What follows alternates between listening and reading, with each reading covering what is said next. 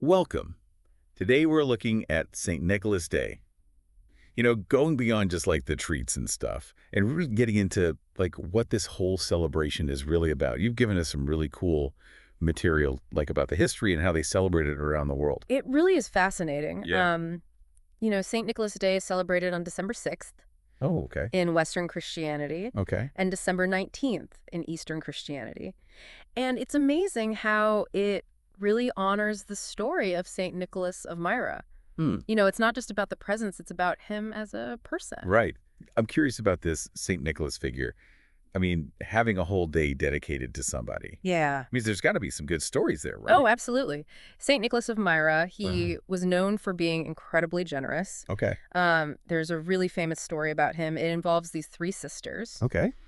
And their father couldn't afford to provide dowries for them, Oh, wow. which meant that they could, end up being sold into slavery. Okay. So Nicholas, he secretly tossed bags of gold Okay. through their window. I thought those bags landed in the sister's shoes. Yeah, Like they were drying by the fireplace. that's right. Is that where we get the whole hanging stockings thing from? Yeah, exactly. It's so cool how those little details from history end up woven into, like, our modern traditions. Right. But Nicholas's story, it goes way deeper than just that, of course. He later became the Bishop of Myra. Wow. And he was even imprisoned during something called the Diocletianic persecution. Really? But even through all that, his kindness was legendary. That's quite a story. I Yeah. wonder how, this one guy became so central to gift-giving traditions all over the world. Yeah. Well, as his story spread, different cultures, they adopted St. Nicholas as this symbol of giving, right? Right. Of benevolent giving. And that led to, all these different unique customs. Take Europe, for instance. Okay. In lots of countries, there's tradition for kids to leave out shoes, for St. Nicholas to fill with gifts. They just leave their shoes out? I know, right? Seems awfully trusting. It does. It really does. But it gets even more interesting. In the Netherlands and also in Belgium, they have Sinterklaas. Oh, okay. And he arrives by boat No way. with his little helpers, these guys called Zwarte Pieten. What? Yeah, and they deliver presents. But they also, warn the kids about being taken away if they misbehave. Oh, that's wild. Right. So like straight out of a children's book? Yeah. The boat and the helpers? Yeah. I bet that's exciting for the kids. Totally. But, not all the traditions are lighthearted fun. Right. In some countries, if you're naughty, the consequences are a bit more concrete. Hmm. Like in Poland and also in Ukraine, good kids get presents. Oh. But if you misbehaved, you might just find a twig in your shoe or a lump of coal. Lump of coal. Ouch. I know, right? That sends a message. It does. And that's so different than the boat arrival and all the presents.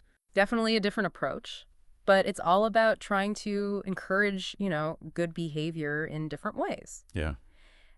And speaking of different approaches, in parts of Germany and Austria, St. Nicholas, he doesn't travel alone. Oh, really? He's got this companion, this beast-like figure called Krampus. Oh, And wow. Krampus, he playfully punishes those who have, been naughty. Wow, a beastly companion alongside generous St. Nicholas. That's quite a contrast. It is. But we're still trying to figure out how St. Nicholas Day itself became what we see today. What led to those changes? Well, over time, the whole figure of St. Nicholas, he kind of evolved Oh. as different cultures add, their own ideas and their own customs. And it's fascinating. Why? In some places, like parts of Italy, St. Nicholas Day is even more important than Christmas. Really? I didn't know it was that big of a deal anywhere. Yeah. Why would that be? It shows how deeply ingrained he is in their culture and in their celebrations, even in the U.S., in communities with strong European heritage.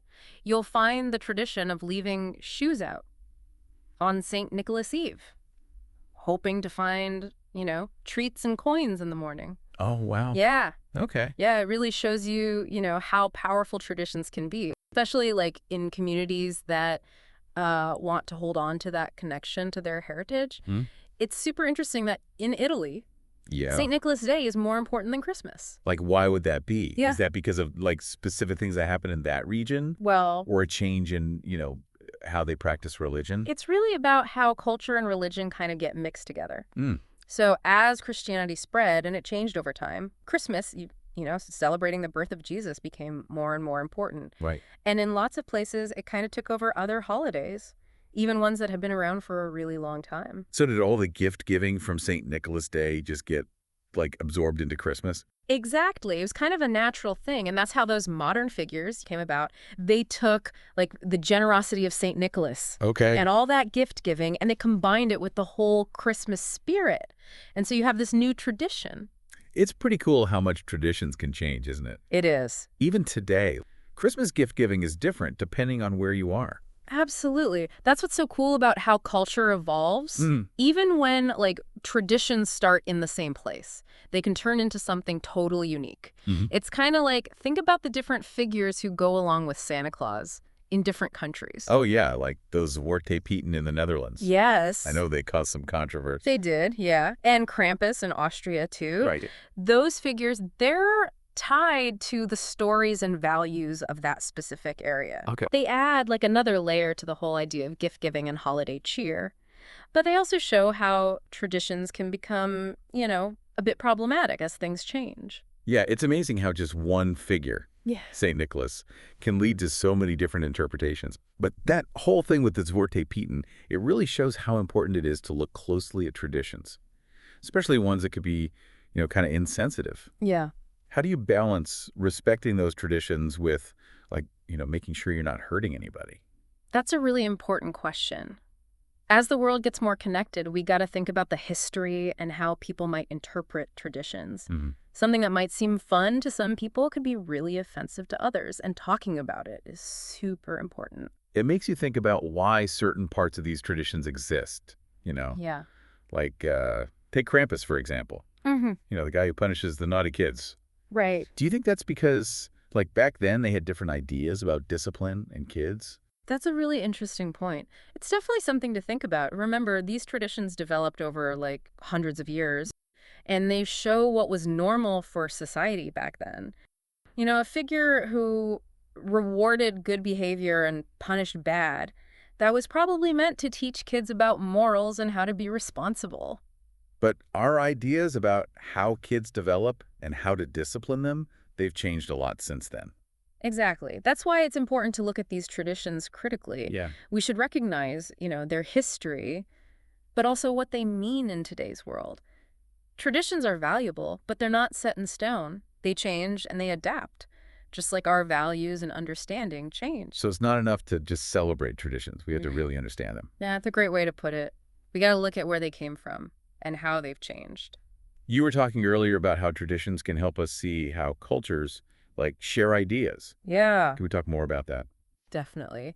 It's super interesting. Like, when we look at how different cultures took St. Nicholas Day and made it their own, Okay. it shows us how ideas can travel. Yeah. And how they change along the way. It's bigger than just holidays, though, right? Oh, absolutely. It shows us how cultures interact. Exactly. Like, they borrow ideas from each other. And then they change those ideas. Right. Yeah, it shows how connected our world is Hmm? and how cultures are always trying to keep their traditions, but also make them new. Makes you wonder what St. Nicholas would think about all these ways people celebrate him. That is a good question. It says something about the power of stories Mm-hmm. and traditions, how they can last for so long Yeah. and be in so many different places. What started as, one act of kindness Right. turned into something much bigger, touching so many people, inspiring all these different ways of celebrating. We covered a lot today. We did. The life of this generous bishop, gift giving around the world, and how all that's changed over time. It's been a fascinating journey. It has. From those simple acts of generosity to, like, scary figures and big debates, looking at St. Nicholas Day shows us so much about who we are, where we came from, and how we see the world. So for our listener, what's the main takeaway? What do we want them to remember? Be curious about traditions. Don't just accept them. Ask questions. Think about them from different angles. Yeah. And talk about what they mean today. Because, like we saw, Yeah. even something like a holiday can teach us about history and culture Exactly. and how our values change. Well said. Thanks for being here and sharing your expertise. It's been great exploring St. Nicholas Day with you. It's my pleasure. And to our listener, thanks for joining us. We hope you enjoyed it, and we hope you learned something new. Until next time, keep exploring. and keep asking questions about the world around you.